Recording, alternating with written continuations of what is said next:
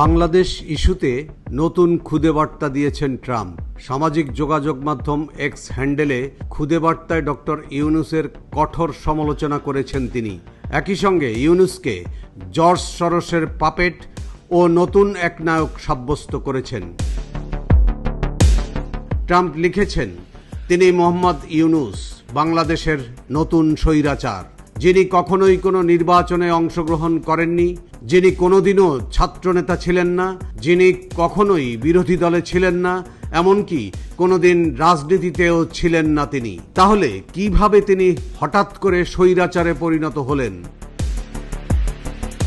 ডেমোক্রেটরা George সরোসের অর্থে তাকে Nobel পুরস্কার পাইয়ে দিয়েছে এই শর্তে যে বিনিময়ে বাংলাদেশে গৃহযুদ্ধ বাধাতে হবে। ট্রাম্প আরও লিখেছেন, প্রধানমন্ত্রী শেখ হাসিনার বাসভবন দুর্বৃত্তদের দ্বারা আক্রান্ত হয়েছিল, যার ফলে তিনি দেশ ত্যাগে বাধ্য হয়েছিলেন। এরপরেই বাইডেনের পাপেট হিসেবে ইউনূসকে বাংলাদেশের শাসন ক্ষমতা দেওয়া হয়। ডোনাল্ড ট্রাম্প বাংলাদেশের সহায়তা বন্ধ করার পরেও সরোসপুত্র তার সাথে দেখা করে আরও সহায়তা দেবার অঙ্গীকার করে এসেছেন বলেও জানিয়েছেন ট্রাম্প। ট্রাম্প এমন এক সময় খুদে বার্তা দিয়েছেন যখন বাংলাদেশ ইস্যুতে খুব শীঘ্রই নরেন্দ্র মোদীর সাথে আলোচনায় বসবেন। Kushiyara travels and money transfer. বিশ্ব ভ্রমণে বাংলাদেশ বিমান সহ বিভিন্ন এয়ারলাইন্সের টিকিট সস্তায় পাবেন আমাদের কাছে। টাকা, ডলার, ইউরো কেনা বেচায় কুশিয়ারা রয়েছে আকর্ষণীয় এক্সচেঞ্জ রেট। বিস্তারিত জানতে ফোন করুন 0207-790-1234।